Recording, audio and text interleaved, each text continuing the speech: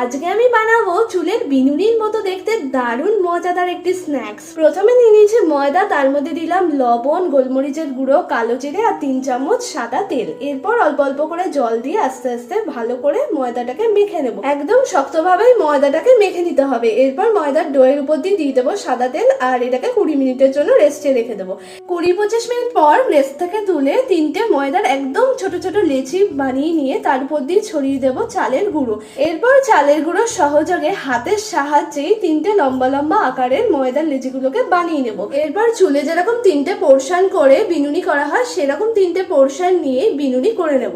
ব্যাস, এবার যার যেরকম চুলের বিনুনি হয় সেরকম ভাবে বিনুনি বানিয়ে নিন। আর অন্যদিকে কড়াইতে সাদা তেল গরম করতে দিয়ে দিন, যার মধ্যে আস্তে আস্তে অল্প আঁচে ভেজে নিতে হবে বিনুনিগুলোকে।